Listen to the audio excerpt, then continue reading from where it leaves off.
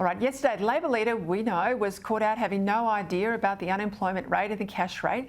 Today his lack of preparedness was exposed on another topic when asked a question about the Human Rights Commissioner, Lorraine Finlay.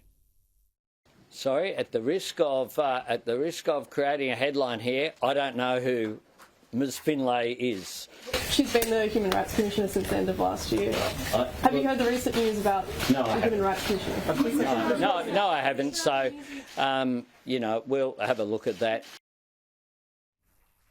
Well, for her reaction, I want to bring in the Assistant Minister to the Attorney-General, Senator Amanda Stoker, who joins me now from Brisbane. Well, Labor say human rights are front of mind. Lorraine Finlay, Senator Stoker, was appointed back in September last year. Indeed, at the time, the Shadow Attorney-General, Mark Dreyfus, railed against her appointment. I'm surprised Anthony Albanese doesn't know who she is. I was a little surprised too. Greetings from Toowoomba, Peta, where things are so much more sensible than they seem to be in Mr Albanese's world.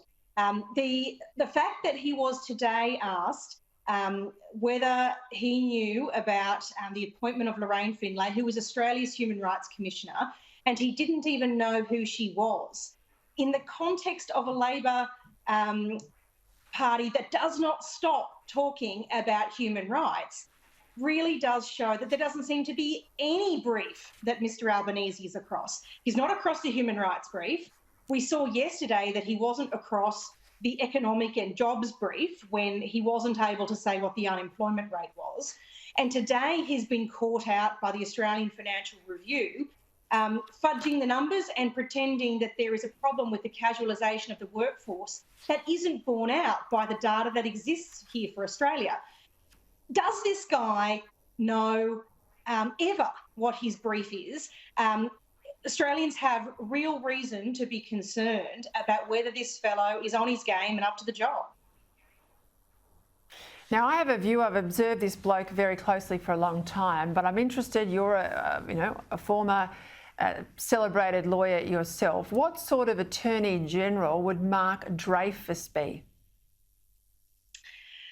Well, Mr Dreyfus is somebody who might be a very good lawyer, but whose values and beliefs really don't represent the people who live in the suburbs and regions of this country. It's a very sort of inner city, sort of woke, almost green left perspective that he brings to things. And that means that so often on important matters like valuing the rights of people to exercise their religious freedom, on matters like making sure that the things that our agencies are dealing with, even in the human rights space, reflect the real experience of Australians. He is often a world away from the real experience of most Australians. And when it comes to his track record of appointments to the courts and institutions that fell within the Attorney General's portfolio the last time he had the opportunity to serve, they represented some of the most activist judges that we continue to struggle with the judgments of well into the present. Judges like, say, for instance, Justice Bromberg, who was once a Labor Party candidate and has seized every possible opportunity to rewrite the law as it relates to things like climate change and the things that it is acceptable for a union to do, what it is acceptable for an employer to do. Is so often outside the bounds of what established law has in place that it is the kind of classic activism that legal conservatives like me warn of so often. It's interesting you draw a contrast between him not governing or not acting as an Attorney General for people in the suburbs and this internal or inner city woke view of the world. It's interesting you say that because his seat is in the outer suburbs of Melbourne. He doesn't live there.